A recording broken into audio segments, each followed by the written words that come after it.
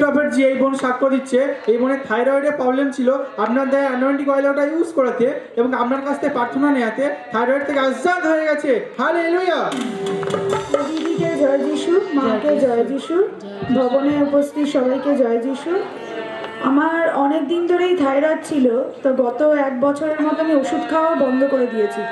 তো তারপর তেল জল খেতাম, তো আমি এই কিছুদিন আগের সপ্তাহে রিপোর্ট করিয়েছি, তো দেখলাম রিপোর্ট একদম আমার নর্মাল।